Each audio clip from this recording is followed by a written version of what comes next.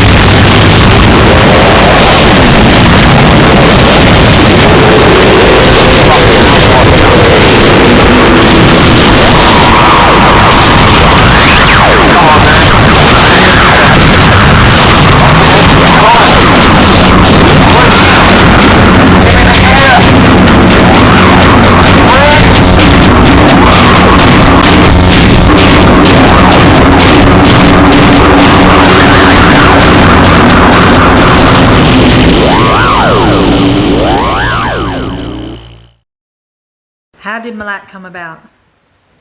Jay has been doing a bunch of noise stuff for years. He hit me up. He was thinking about doing something a little bit more out there than what he was doing, and basically he wanted the most annoying, ready to offend person he could think of, and that happened to be me, so he hit me up and here we are.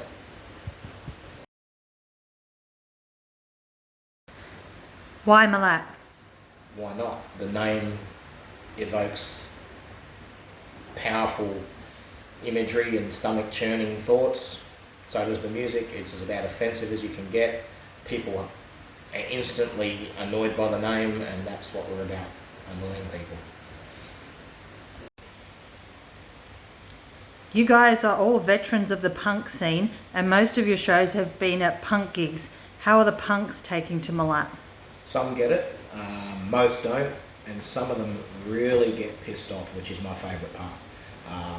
Most people just kind of screw up their noses and don't really understand it, but there's occasional people who just hate it with a passion and get quite nasty and violent about it, and I love that. What's been the response to the live shows? Again, with a lot of their live shows, we're playing with punk bands and people just heckle, shout, walk out the room. It's always great when people walk out the room, it means we've done our job. The noise shows are a bit weirder because people actually sit there with their hand on their chin going, like we know what we're doing, which half the time we don't anyway. I actually prefer playing the punk shows because people hate us, and that's more fun. Talk about the Punks Picnic show. Punk's Picnic show was brilliant. The show was running about 4 hours late due to a bunch of different factors, which meant that the people that were there were already a bit grouchy and most of them were just hammered drunk. So we came on and did our usual noisy shit. There were these two guys that really were drunk and really hated us. One guy was this huge guy, big blue mohawk, who was well over 6 foot tall, probably close to 6'6", built like a tank, huge prick. His mate was this skinny, sucked up, wiry, cancer patient looking prick, and they, for whatever reason, they just fucking hated us, and they stood up the front. They were abusing us and heckling and shouting. I remember one of the fellas, the big fella, decided to drop his pants and moon us. Jay gave him a good kick in the arse, and I thought that'd be the end of it, but sure enough, he came back and his mate was still carrying on like a fuckwit, and he decided to make it look like he was going to grab pedals and grab all the equipment, and then he decided for some reason to get in my face, and of course, being an idiot, I got in his with the megaphone, and I'm shouting in his face with a megaphone, and he decides to bite the megaphone. You know, what a dickhead, right? So I'm thinking, this guy's a fucking idiot, and he decides he's going to grab the megaphone, so I got the shits with him and tried to pull it away, and he wouldn't let go, so I popped him one on the chin, and he went flying, and it was quite funny. And afterwards, I was pissed off, so I went to find him and belt him one. And he was so drunk, the poor bastard couldn't stand up and didn't remember anything. And ended up bumping into him a week later, and he apologised for the whole thing. But yeah, quite funny. It is on YouTube somewhere. He put one on the prick's chin, which is quite amusing. But yeah, Punk's Picnic.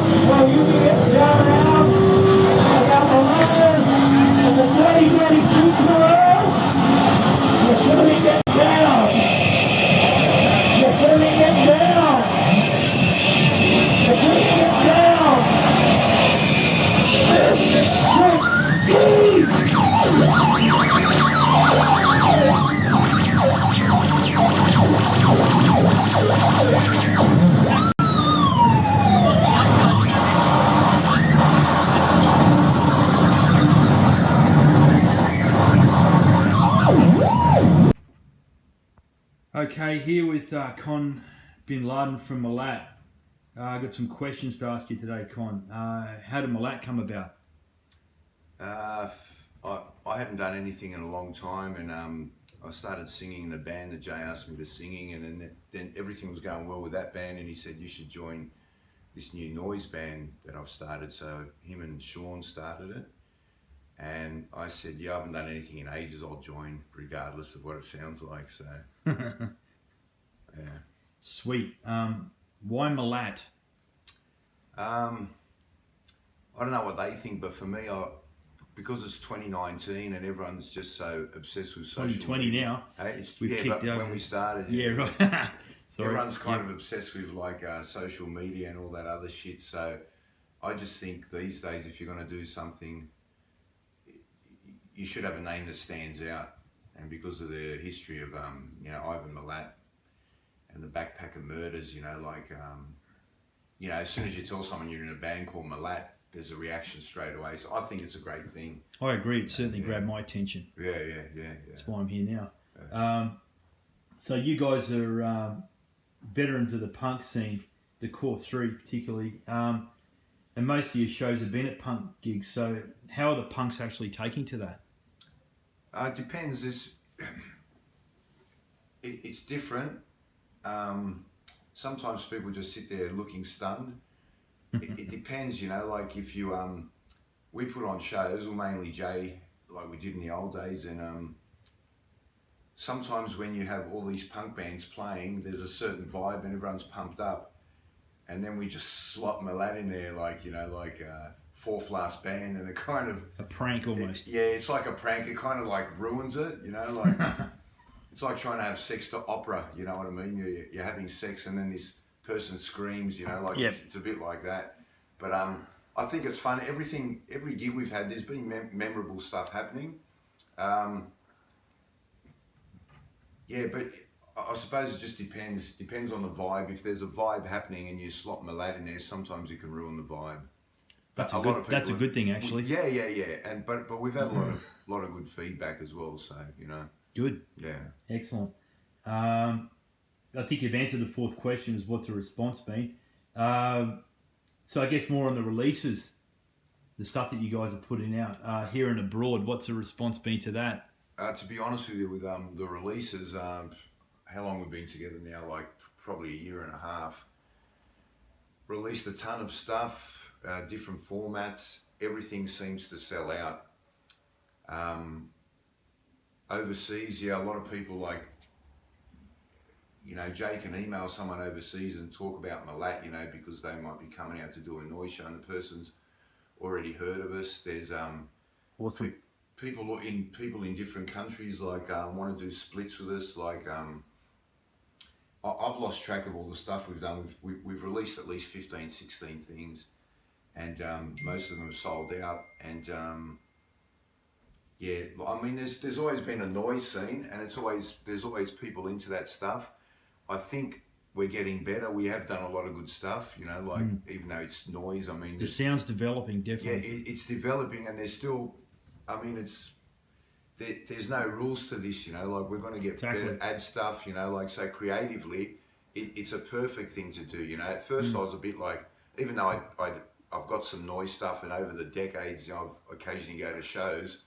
At first it was a bit too full on even for me, but then I realised, wow, the potential to make some really good stuff with this band, like it's there. So, but yeah, overseas, a lot of people know us already, and a lot of people have bought stuff, and a lot of people have bought shirts. I think we're on our 5th t-shirt design. What do we got? Beer coolers. We got everything, like Jay's a big merch freak, so Definitely. so am I. I used to do a lot of that stuff in the old days, but I'm so busy these days I can't do much. But Jay just somehow, He fits a lot in. Yeah, he fits so much in. Like I just look at what Jay does compared to like he'll do like 1,000 things in a year, and then I've got friends that are on the dole. I lend them a movie, and it'll take them 4 years to give it back to me. And even at the time they haven't had time to watch it, and so that's what it gives you an indication of what people are like. This person's done fucking nothing. Yeah. And in that time, Jay's organised shows, played in different bands, recordings. I'm glad he asked me to do stuff, because since early 2018 to now, which is just the beginning of 2020, I've done more than I've ever done in my whole life. Excellent. And it's just because like I've just teamed up with Jay again. And Yeah, he's a bit of a doer. machine. He's a machine. Yeah, He gets everything done. Everything. Yeah. Absolutely. So, yeah, what about the punk picnic show that was on recently? How'd that go down?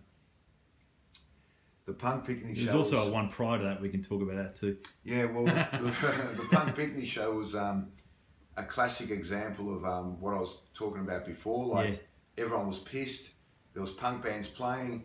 Everyone expected another punk band to play. Yeah. And then bang, that was like our second show. Yeah.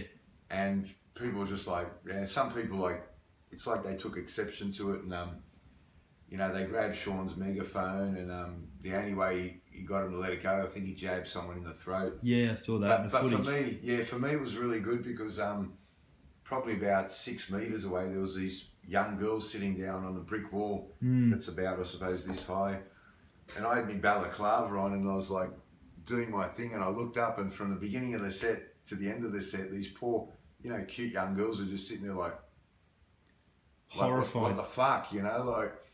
But that's good, because I'm different, like when I went to my first noise show, I thought it was like full on as well, but I thought that was really interesting and memorable, and there was a lot of weird people there. Exactly. But other people, they just don't know. Like a friend of mine at work, I showed him like the MILAT stuff at the picnic, and he's probably showed it to about 200 people, laughing, going, look what Con fucking does in his spare time. But it's, for me, it's a lot of fun, I'd rather, Good. I mean, people are sitting there, looking at their mobile phones all day, and for me, it's just a big trend and a distraction. I'd rather just do anything than that. And MILAT for me is like 100 times better than doing that. I'm not on fucking Tinder or fucking Facebook or nothing. And people are, why are you not on that? I go, well, because I just don't find it interesting. No, rather actually do shit. I'd rather do stuff, than tap away. Tell us about your recording process. How's that going? What's involved?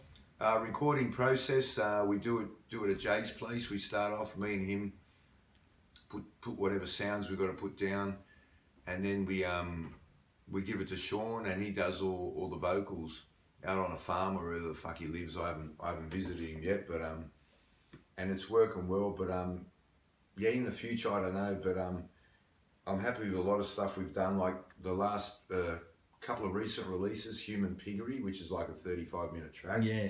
I thought that was fantastic, and Opioid Obliteration, that was good as well. Which is really good, and a lot of people really like it. And I've played it to people, they love it, and I've heard responses. Real slaughterhouse music. Oh, it's fantastic, because it's getting closer to what I like, atmospheric stuff that creates absolutely a vibe, and I think it's almost like horror movie soundscape stuff. Yeah. Well, someone even approached us from I think Adelaide, someone that's been doing horror stuff and schlocky stuff for decades, and he wants to use MILAT in the soundtrack. And excellent. You know what, we're like, me and Jay are so easygoing. It's like, yeah, just use whatever you want, send us a copy. That's all we want. Yeah, right. That's how we've been our whole lives. Hands off. Yeah. Okay, so what about the live visual component? That's something I guess a little bit more recent. How do you feel about all that? Yeah, that came about recently, and the thing is, I absolutely love it. The people we got on board doing it are awesome, and it definitely adds. And there's friends of mine that heard MILAT, saw MILAT, and were just like horrified. But then when they saw us do it with the visual stuff and the big screen on stage, they said, yeah, it's definitely much better with that component added on. So yeah, cool. And that's another thing, like in the future. I mean, recently we played at the Lady Hampshire pub, and Jay hit the owner up and said, because there was like about 5, they have TAB. Yeah, there's a whole bunch of screens. There's just 5 gigantic screens, and all of them he came said, on. can we plug in? And MILAT came through on all of them, which I thought was fantastic, like. Yeah, it looked great. Every which way you looked, there was just MILAT hitting you in the face. Yeah, and I'd love to do stuff like that in the future. It's like when we played, I mean, if we ever play another festival, because you get like a big stage and, light show and smoke machine, I'd love to have like a few gigantic screens and a lot more stuff going on. But even when we played there, that festival, like last year, like people really loved it, Yeah. And the people that put on the festival just thought it was brutal and really good. Yeah, so. more theatrics, a bit more like sort of a diva residence. Yeah. Bit of horror version, I guess. So what motivates MILAT in regards to lyrical content and themes? Sean does a lot of political stuff, a lot of extreme stuff, and I suppose if I was doing the lyrics and the vocals, I'd be the same. It's very hard for me to write about like happy stuff, because I just find a lot of negative shit in life and bad stuff, but a lot of that stuff actually shapes you, so I like to sing about that stuff. But yeah, Sean does most of the lyrics. Yeah. And the vocals. So but yeah, some of it's extreme. Other stuff we got political stuff. It's basically like a lot of like protest punk stuff, but going through the noise, going through a noise machine. To me, it's kind of the flip side of power electronics. If you look at the subject matter of that stuff, if you look at bands like Whitehouse and Sutcliffe Jugend and Genocide Organ, all that stuff's great aesthetically, but like personally, I've never bought any of that stuff. It's just because of the theme, the content. I respect them highly as artists, but I've always distanced myself from it. Was MILAT. It's like sticking the middle finger up at all the filth and disgust in society, shining a mirror on it, but also, calling it out rather than sort of maybe semi-glorifying it, which I find really interesting. What's the future of MILAT? Nobody knows the future. I just, I definitely know we're gonna. I mean, like, what do you see? I just want to play more shows. I just want to record. I'm happy. I'm really happy recording stuff. I love playing. It's satisfying when people get into it. I don't know how long it'll last for, but me personally, like I've only started doing music again, like from 2018, and if Jay wants to keep it going, with MILAT can keep going for like another 20 years, I will do it. Yeah, sweet. That'd be great. Yeah. Old men with walking sticks with their teeth hanging out. It's better than white the noise. alternative scary. I mean, I go down the club, there's old people in their 70s and 80s, Yeah. and they're putting all their money through the poker machines. Yeah, exactly. Listening to like Cliff Richards and, you know. If they listen to any music. Yeah, you know, but it's like, I don't want to do that. I mean, I've been happy my whole life. I've always done punk rock, and I've been into all different stuff and gotten involved in creative stuff, and I just want to keep it going because I look at people older than me, and that is your future if you want to go down that path. But I want to go down a creative path.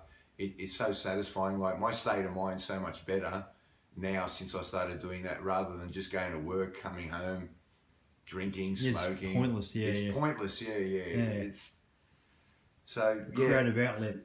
I hope like I'm 50 now. I hope we keep going till I'm 70. Then I'll be happy. Sweet. Okay. I think that wraps up my questions. You got anything else you want to say? Not really. Okay. Beautiful. All right. Today it's I think about the 5th of April. I'm gonna send a MILAT CD to Henry Rollins. Gonna give him 3 months to reply. See what he says. I want some sort of reply out of him. If he doesn't reply, 3 months from this date, I'm going to do a poo in a Ziploc bag, and I'll post it to him, and I'll put it up for all to see. So give us 3 months, and let's see what. Oh, there it is, back to front. But yeah, it's going to Hampton, CA, California. Let's see what he says about MILAT. See ya. I think it's important for each of us to understand that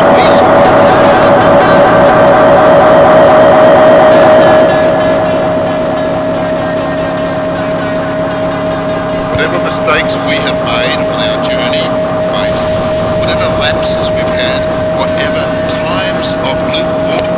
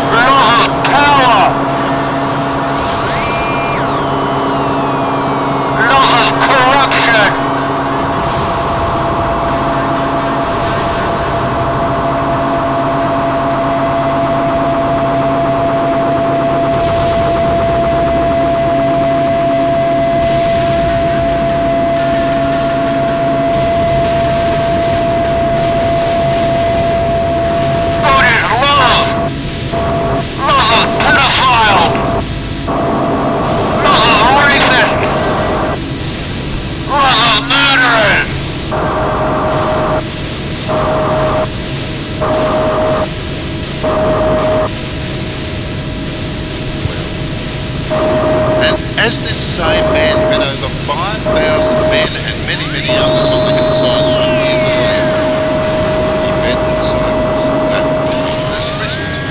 You see, the ones who responded to his command to follow have been gloriously drawn together in love by his resurrection. That's the message we read. Most of the scattered. That's the message the carols that we sing. God is love! Gospel of John. Love of war! The gospel was changed. Love of greed!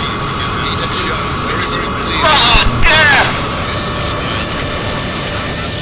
And he wrote the gospel under the inspiration of the Holy Spirit, so that you may believe that Jesus is the Christ, the Son of God, and that by believing you may have life. Let's pray. Father, we thank you that it's by your sovereign grace you have given us your word. And thank you for the power of your word that divides between joint and marrow, soul and spirit.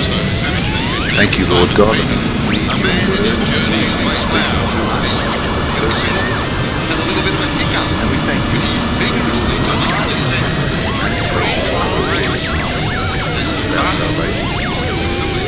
Father God, we thank you. Josh has judgment. But his professional faith. God is love! So, I'm not saying of corruption, love of genocide, love of obscene wealth.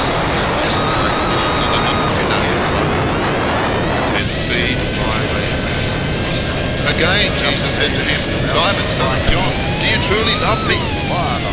Yes, you know that I love you. Then take care of my sheep. God is love! And a third time, Simon, son of John, love of pedophile! The shrill of the shells closer by, the bark of machine guns, of money! Closer still. Love of hate! Believe. A different sound could be heard.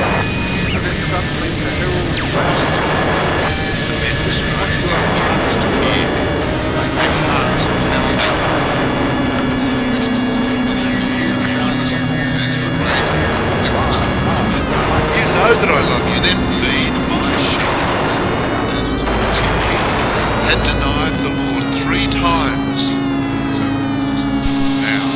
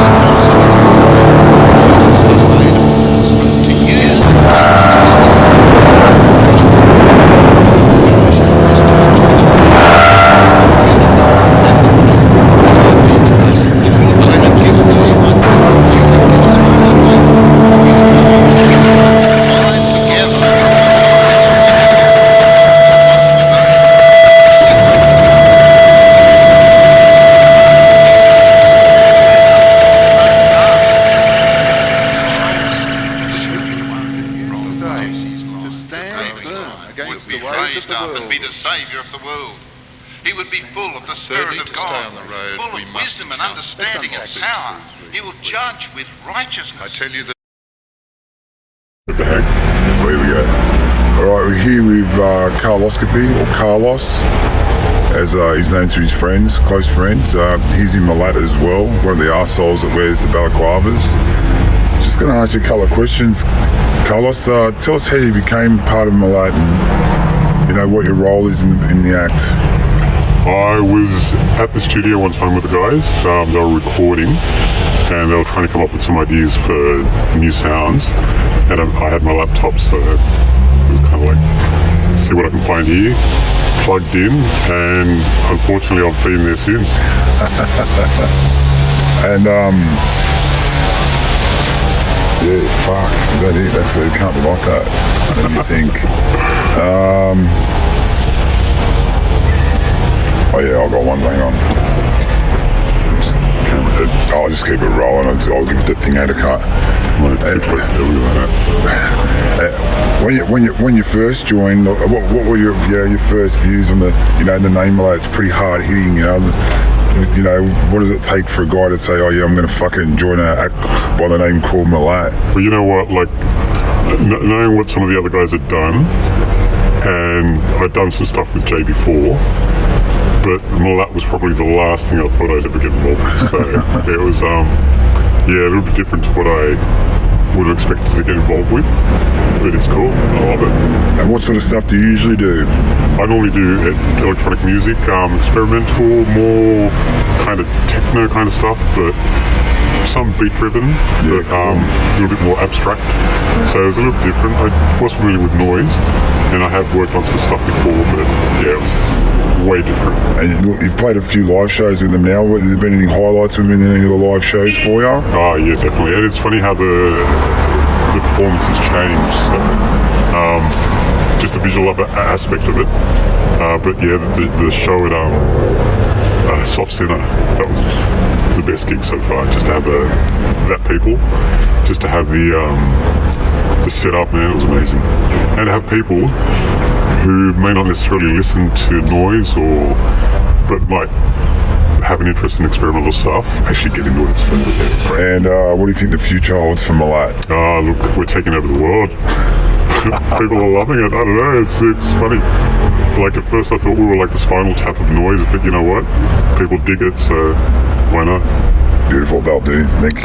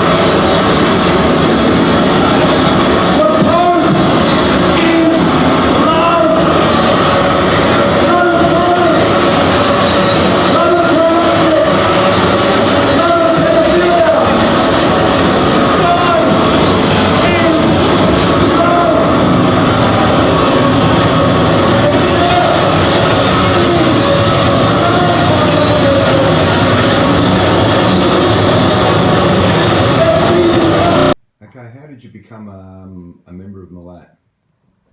Well, I'm called Clyton, apparently. That's what James named me. I think I was on Facebook one day and I followed that Lucas Abella guy, Justice Yeldon. I saw him play live maybe 12, 13 years ago, and I was on Facebook one day and I saw him come up as a part of the Noise Festival, the Noise Festival #1 back in February.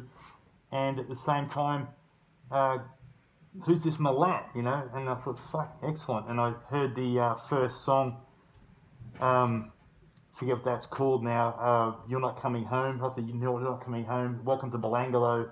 And I was hooked from the word go, really. I was like, fuck yes, this is like an Aussie version of White House, but just complete larrikins. To me, it was just like a horror show version of Tism almost. It was like a complete piss take. And from that point onward, I was pretty hooked. So I was listening, I went along to the Noise Festival, listening for a while and following along. And I got in touch with Jay because I make a lot of my own demented electronic music under the moniker of Cletus Vortex. Kind of sounds a bit like Severed Heads crossed with Butthole Surface on a bad Datura trip. It's completely mongoloid. Yeah. And I make a bunch of wacko videos to go with it, right? And I contacted him and said, I love MILAT. I also make my own weirdo shit. Do you think it'd be a fit for your record label? You know, because I know that it's a punk label and a hardcore label essentially, and I love all that stuff. But you know, like all sorts of music as well. And he said, yeah, it's great. I love it. I love what you're doing, and I love your videos. Do you want to maybe make a couple of videos for MILAT? And I was like, absolutely, I will. More than happy to do that. And that was about mid last year. And then before I knew what was going on, he had me up on stage, headbutting jerry cans, doing live acoustic, smashing up stainless steel kitchen sinks and all sorts of stuff with pork bones and hammers and hatchets, and just being a loose cunt on stage pretty much. And then so that was me adding to the acoustic component of MILAT live, but also making a bunch of weirdo electronic visuals to go with all the MILAT noise music they're coming out with. So as a part of that was just me putting on the headphones really and listening to all the tracks, getting a feel for the theme, the vibe, the sounds, and then just raping and pillaging the internet, appropriating all sorts of content where I could, GIFs, videos, whatever, and then just mangling it all and gluing it all together. So, adding a lot to the visual content of MILAT and getting up there on stage and cutting loose for a good solid half an hour and working myself into a rabid frenzy to the bemusement and shock and entertainment of the idiots that choose to show up on the day. That's and brilliant. I like, Con Bin Laden said here, I like the whole disruptive side of it as well, because to me, I've never been a part of the punk scene or call myself a punk. I've listened to all sorts of music, as I said a moment ago, and the funny thing about punk, it's always struck me, is it's supposed to be rule-breaking and groundbreaking, but ironically, punks tend to be one of the biggest rule followers ever. You got these punks that have been around for a decade, and then you put something in their face like MILAT or even what I do, and they go, oh, fuck, that's not punk.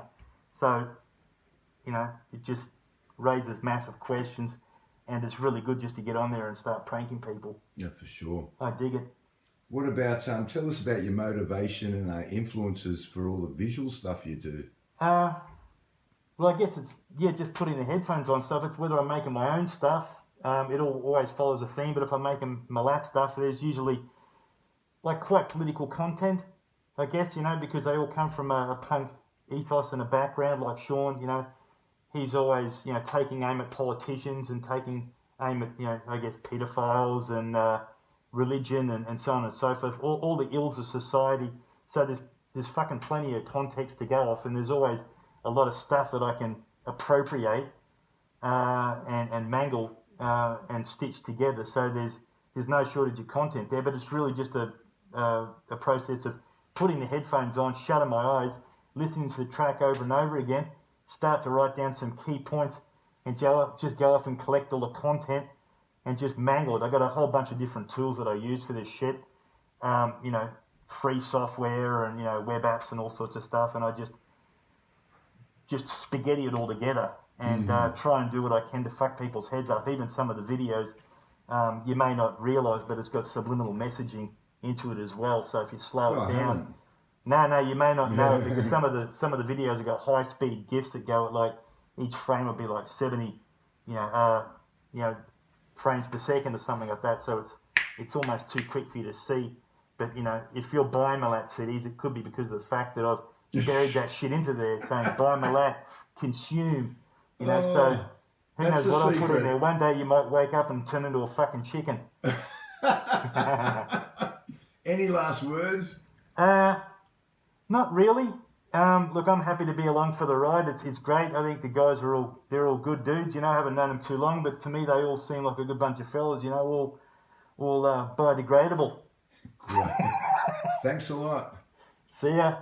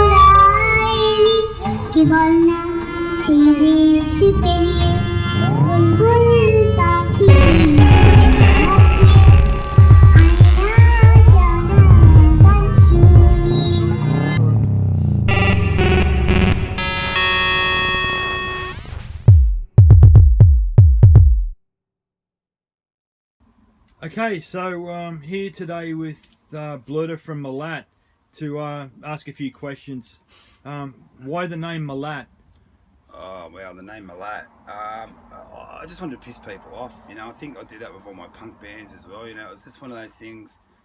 I wanted something really hard hitting that people would go, oh, that's fucked up.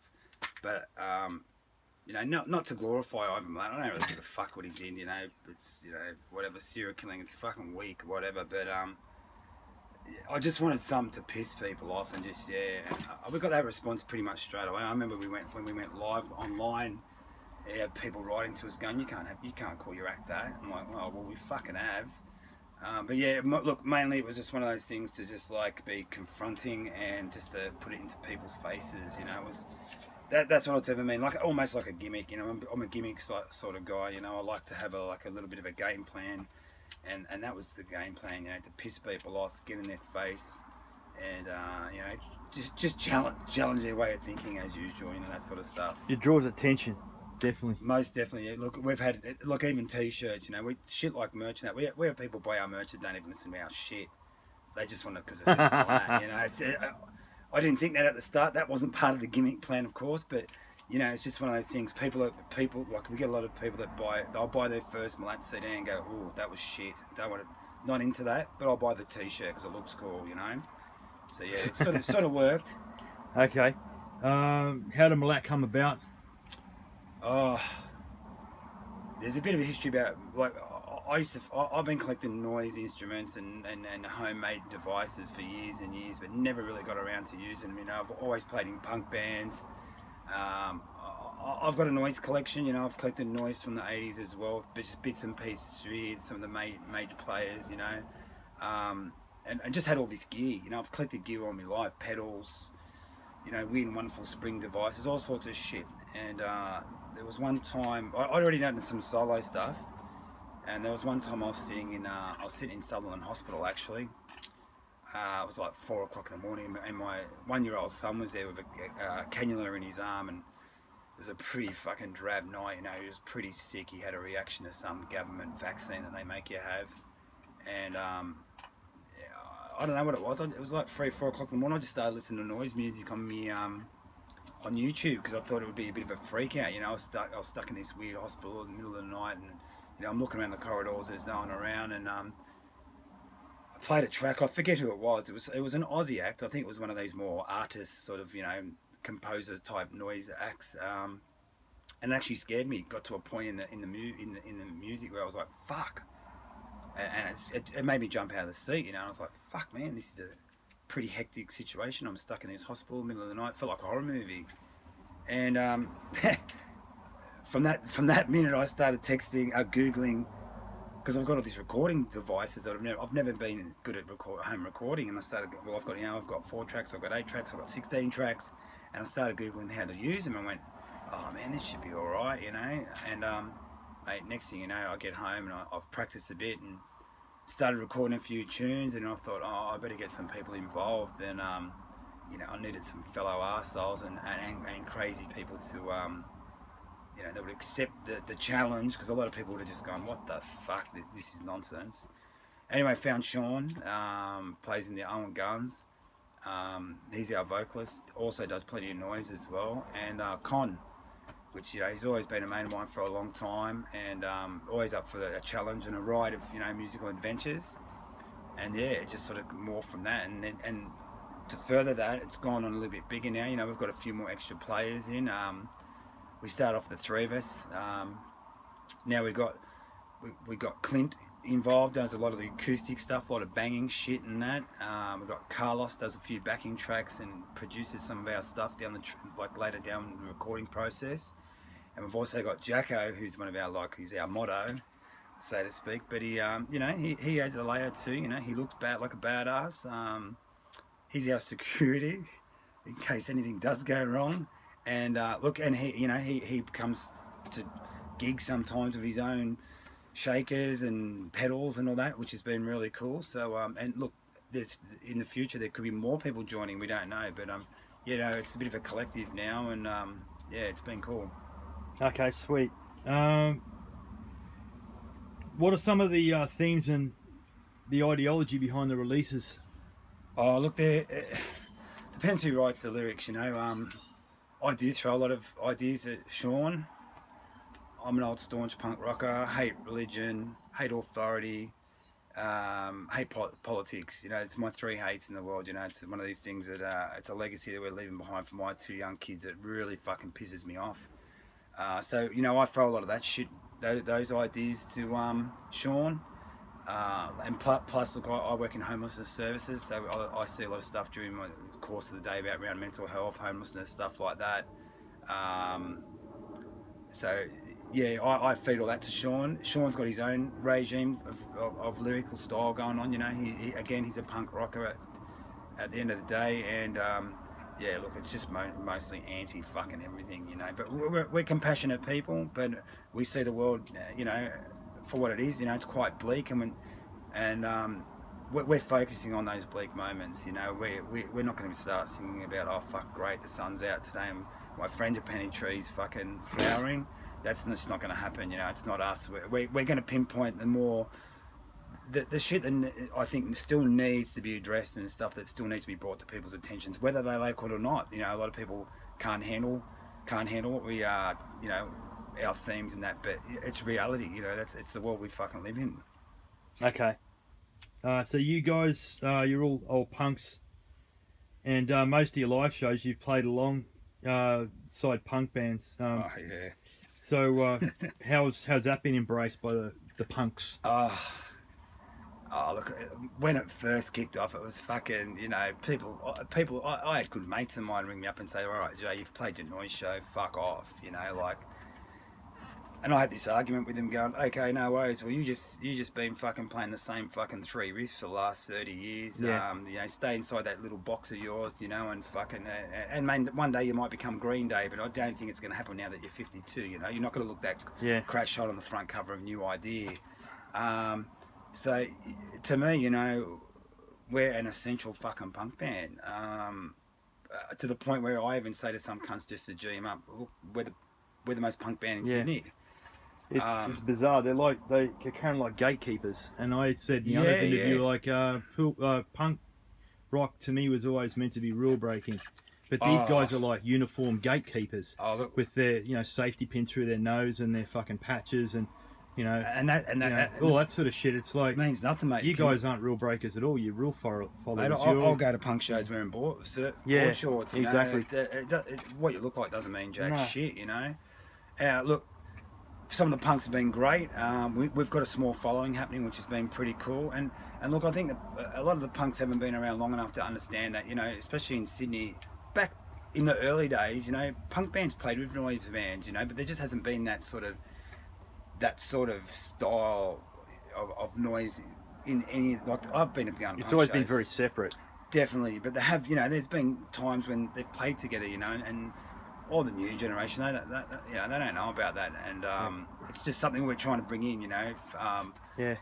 For me, you know, I like the idea that, you know, I can go and see a band, and there's, you know, now there might be a noise band playing, which 5 years ago here, fuck, not even 3 years ago, it was unheard of, you know, in the punk scene. So. Well, it's funny though, because noise has always sort of been a part of punk in some way. Like, look at bands like Big Black. Yeah, exactly. Yeah, that's just one example of many, right? So. Yeah, no, look, I've got to say, you know, I've been involved in the punk scene for a long time, but like you said, mate, there's more rules in the punk scene, and slowly there's kind of embarrassing, really. It's getting to the point now. There's going to be more rules in the punk scene than the fucking Catholic Church. So things have to be pulled in line. You know what I mean? Yeah. But look, crowd-wise, we seem to be winning over a few heads. For us, it's about our creative, you know, drive and putting ourselves out there. Whether we play to 3 people or 50 people, mate, we don't give a fuck if they like us or not. Really, you know, it's our thing. This is what we're doing. We're here. Yeah, we like it. If you happen to, so be it. Yeah. Okay. So your recordings are all, I guess, layers of harsh noise and paraelectronics, you know, white noise and very abrupt and nasty. So what goes on with your recording process? You know, what are some of the gear that you use to produce that squealing, horrifying stuff? I can't tell you all the gear. We'd have to kill you, you know, if we had to tell fair you. enough. We you know, it changes a lot all the time. You know, we're refining things. I'm learning new things. Very first early MILAT, if Con and Sean would just come to my house and we'd have a grueling fucking 8-hour session. You know, of going, okay, we're going to do an hour and a half worth of music today. 8 hours later, we're there. We're fucking, our ears are ringing, and we fucking, you know, we're over it. Quite therapeutic, of course, making it, but it's a long process. You know, now it's more, I'll lay down some tracks, kind of lay his tracks down, because we've got our instruments sort of down pat, or our tools down pat now of who does what, and then we'll send it to Sean, and then he'll add his bit. Occasionally we'll have a jam, and we'll record live, and we've had other things added to it. Then, you know, we've done some live shows as well that we've recorded. Yeah, they're all different, but you know, mainly these days it's, you know, we all do our bits separately. Okay, sweet. You've had some label interest both in Australia and abroad. What's the response been to your recordings? Yeah, actually, it's been pretty cool. It's, you know, I've been in punk bands 30 years and fucking, you know, nothing gets signed ever or anything like that. But this has been pretty cool. We're pretty stoked to be involved with Deathbed Tapes in the States. That was amazing for us. That really, you know, you know, we got, you know, emails from Dwid from Integrity saying he loves our shit. Other people from around the world, you know, saying, oh, fuck off, I love MILAT, you know, which that was a big moment for us. We've quite liked it, and it was a good record. We love that record, Opioid Obliteration. It was something that we were very proud of. We put a lot of work into it. Yeah, it sounded great. Yeah, it was one of those ones that almost hard to top, you know. But, you know, we've got our friends Ben down at Cursed Earth Cassettes in Melbourne. He's been unreal, mate. He has been a fucking champion. He's released a couple of things for us. He's releasing a couple of solo things for me. And his tape label is based in Melbourne, but they also have a branch in New Jersey. So we're getting a lot of exposure around the world.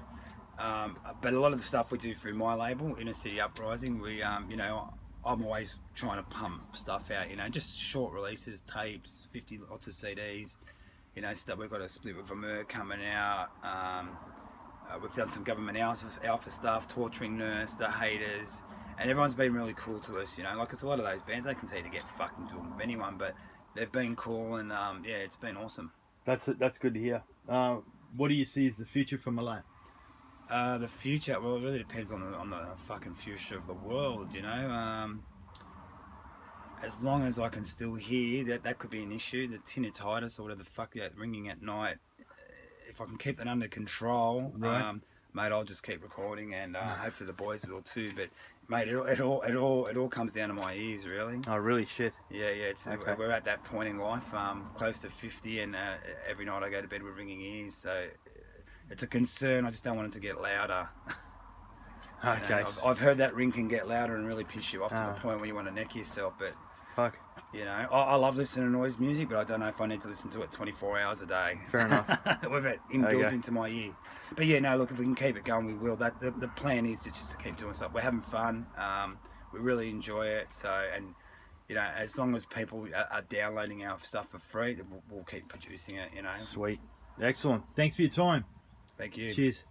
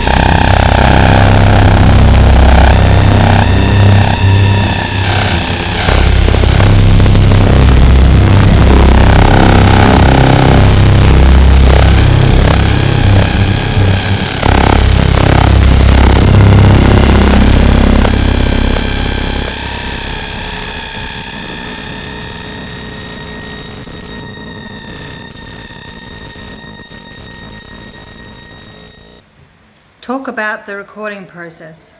Recording process has changed a bit. At first, we'd all go around to Jay's place and kind of do things straight away in one go. Put all the noise down, usually Con, Jay and myself, and then on top of that I'd put some vocals down. Now it's a bit different. Con and Jay and sometimes Carlos and Clinton will work on things, usually in a rehearsal room. They'll record it all live, send it to me, I'll add more layers of noise and then lay vocals on top of that. So yeah, all kind of home recorded, home produced, and a lot of our equipment is homemade too. Talk about the importance of the live visual component of MILAT. That's huge, especially once Clinton got on board. At first I was kind of doing video and stuff, but I'm shit at that, so we've got someone who knows what they're doing, and that's a huge part of the show. We've got TV screens, usually video going on in the background of all kinds of weird shit. We all kind of get into it now too. We've got Jacko who dresses up like a dickhead. Clinton carries on like a maniac, bashing stuff, and I dress in a priest outfit or other crazy shit depending on what mood takes me, and that's really keeps it interesting, because some of these noise acts, it's just one cunt standing there staring at his desk for 40 minutes making stupid noises. At least with us, you've got shit to look at as well as listen to.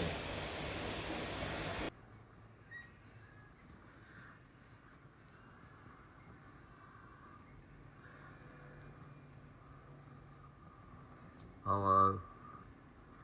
People often say, you're in MILAT, you don't play instruments. I said, I don't need instruments. I am already know how to play an instrument. For instance, I could pick up this bass and I could just make up a riff that would blow your mind, like this.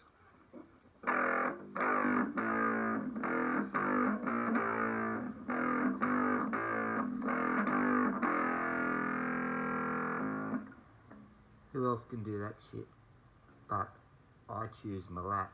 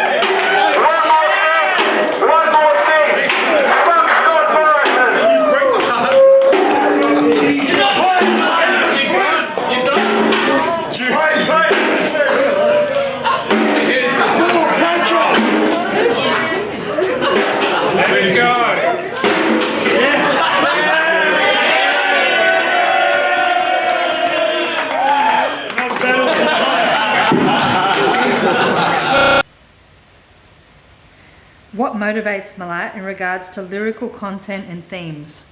For a lot of them, it's shit that annoys me. Like, for example, ones about George Pell, Scott Morrison, shit like that. Those just come out of the blue. Fuck the Smith Street Band, another good example, something that just pisses me off, so Jay lets me go wild. Sometimes Jay will send me themes and say, I want to do something about that. He'll leave it with me. When we first started, I spent a lot more time writing. Now I just kind of let the hate flow, and it just kind of comes out, and I don't do a lot of writing before I record. Might take a few takes to get what I want, but usually the bile just flies out of me. What's the future for MILAT? Hopefully annoying as many fucking people as possible. We've got loads of releases, more live shows, maybe going overseas because for whatever reason they like us in Asia, they like us in Europe, who fucking knows why, but maybe an Asian show or Asian tour at some point, but yeah, just annoying the fuck out of people is my aim anyway.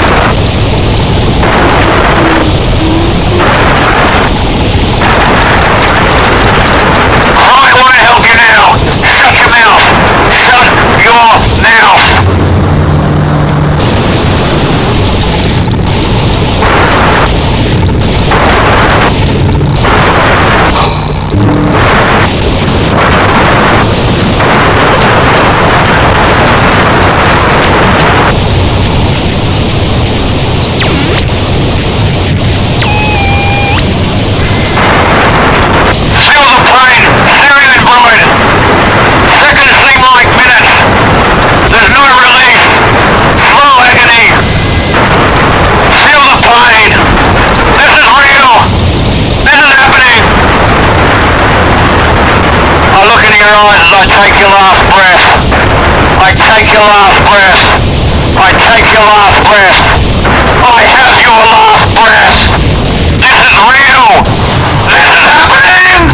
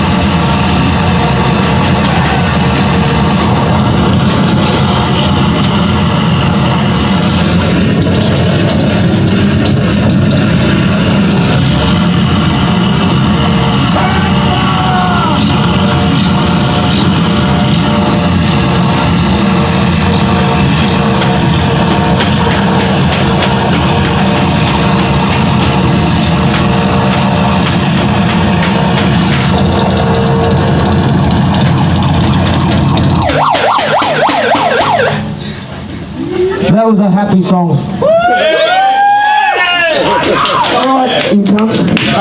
It's time for fucking celebration because it's a very famous person's birthday today. So we brought a fucking cake. Guess whose birthday? Anyone know whose birthday it is? No, shut the fuck up. It's George Pell's birthday today. Happy birthday, you fucking piece of shit. There's nothing as vile as a pedophile.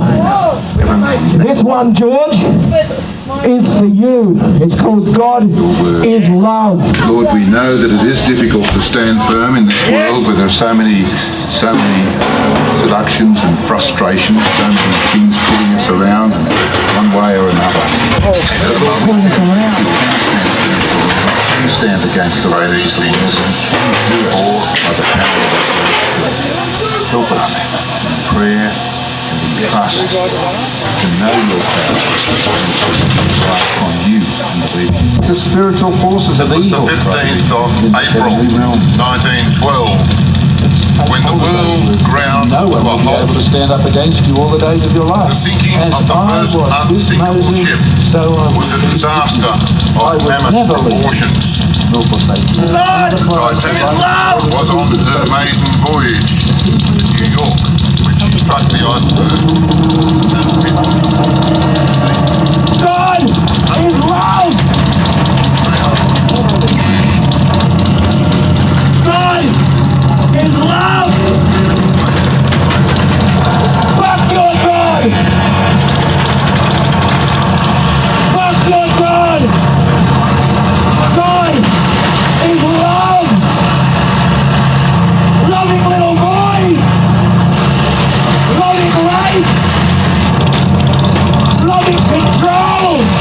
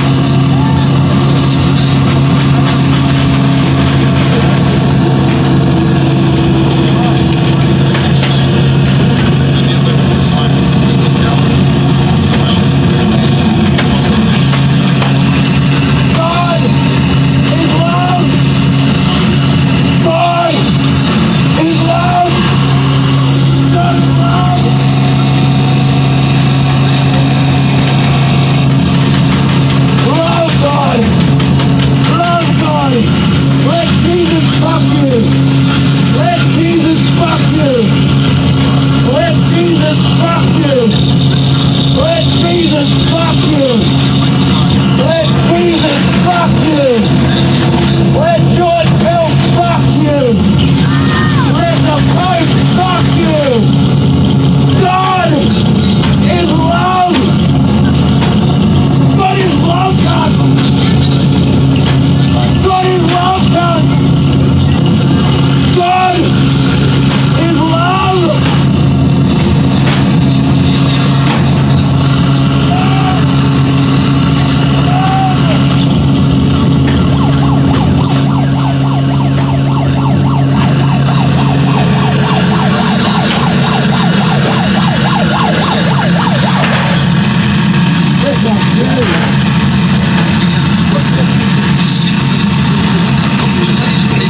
I see that many are lost. He knows what is best for you. Alright, you shit cunts. I can't believe you're all still here. What's fucking wrong with you? You're fucking idiots. This is a cover, and all you true punks are gonna piss your pants because you're gonna hate it because we're gonna murder it. Fuck you all. Fuck you.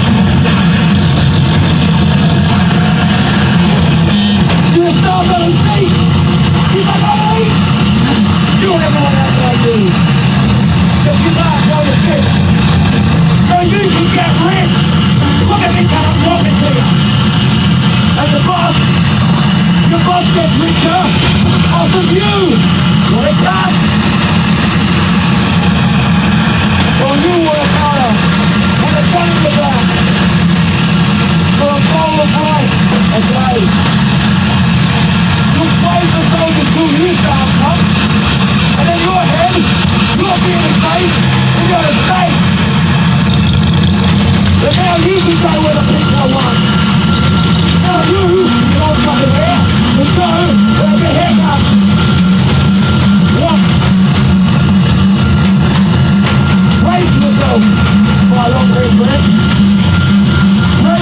Like a technical friend, get off your fucking phone, mate.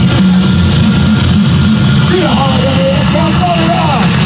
Everything goes up in crap. Do the holiday and count on it up. Radio gets out the ground.